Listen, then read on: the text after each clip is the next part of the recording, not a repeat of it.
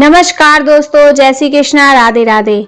गीता के पंचम अध्याय 5वें अध्याय का महत्व।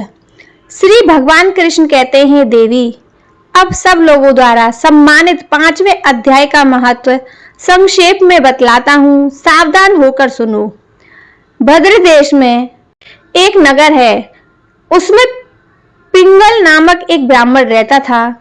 वह वेद पाठी ब्राह्मणों के विख्यात वंश में, जो सर्वदा निष्कलंक था, उत्पन्न हुआ था, किंतु अपने कुल के लिए उचित वेद शास्त्रों के स्वाध्याय को छोड़कर ढोल बजाते हुए उसने नाच गान में मन लगाया। गीत, नृत्य और बाजा बजाने की कला में परिश्रम करके पिंगल ने बड़ी प्रसिद्धि प्राप्त कर ली और उसी से उसका राजभवन में भी प्रवेश हो गया। वह राजा के साथ रहने लगा। स्त्रियों के सिवा और कहीं उसका मन नहीं लगता था। धीरे धीरे अभिमान बढ़ जाने से उछल होकर वह एकांत में राजा से दूसरे के दोष बतलाने लगा। पिंगल की एक स्त्री थी जिसका नाम था अरुणा। वह नीच कुल में उत्पन्न हुई थी और कामी पुरुषों के साथ विहार करने की इच्छा से सदा उन्हीं की खोज में घूमा करती थी। उसके पति को अपने मार्ग का कटक समझकर एक दिन आधी रात में घर के भीतर ही उसका सिर काटकर मार डाला और उसकी लाश को जमीन में गाड़ दिया। इस प्रकार प्राणों से वियुक्त होने पर वह यमलोक पहुंचा और भीषण नरकों का उपभोग करके निर्जल वन में गिद्ध हुआ। अरुणा भी भगंदर रोग से अपने सुंदर शरीर को त्याग कर घोर नरक भोगने के पश्चात उसी वन में सूखी हुई। एक दिन वह दाना चुगने की इच्छा से इधर उधर फुदक रही थी।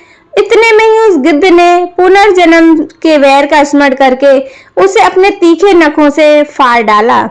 सूखी घायल होकर पानी में भरी हुई मनुष्य की खोपड़ी में गिरी। गिद्ध पुनः उसकी ओर झपटा। इतने में ही जाल फैलाने वाले बहेलिये ने उसे भी बाणों का निशाना बनाया। उसकी पुनर्जन्म की पत्नी सूकी उस खोपड़ी के जल में डूबकर प्राण त्याग चुकी थी।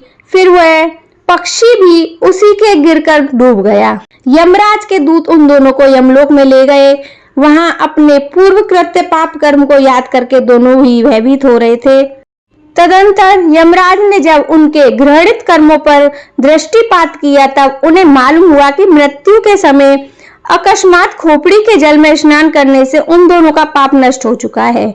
तब उन्होंने उस दोनों को मनोवांछित लोक में जाने की इच्छा दी। यह सुनकर अपने पाप को याद करते हुए वे दोनों अपने बड़े विस्मय में पड़े और पास जाकर धर्मराज के चरणों में प्रणाम करके पूछने लगे, भगवान, हम दोनों ने पुनर्जन्म में अत्यंत घृणित पाप का संचय किया है, फिर हमें मनोवांछित लोकों में भेजने का क्या कारण है?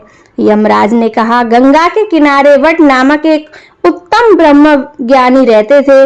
वे एकांतवासी, ममता रहित, शांत, विरक्त और किसी से भी द्वेष न रखने वाले थे। प्रतिदिन गीता के 5वें अध्याय का जप करना उनका सदा नियम था। 5वें अध्याय को श्रवण कर लेने पर महापापी पुरुष भी सनातन ब्रह्मा का ज्ञान प्राप्त कर लेता है। उसी पुण्य के प्रभाव से शुद्ध चित होकर उन्होंने अपने शरीर का परित्याग किया था। गीता के पाठ से जिनका शरीर निर्मल हो गया था, जो आत्मज्ञान प्राप्त कर चुके थे, उसी महात्मा की खोपड़ी का जल पाकर तुम दोनों पवित्र हो गए। अतः अब तुम दोनों मनोवांछित लोगों को जाओ, क्योंकि गीता के 5वें अध्याय के महत्व से तुम दोनों शुद्ध हो गए हो। श्री भगवान कहते हैं, सबके प्रति सम्मान भाव रखने वाले धर्मराज के द्वारा इस प्रकार समझाने जाने पर दोनों बहुत प्रसन्न हुए और विमान पर बैठकर वैकुंठ धाम को चले गए। तो दोस्तों, यह था गीता के अध्याय का 5वें अध्याय का महत्व। जय श्री कृष्णा, राधे राधे।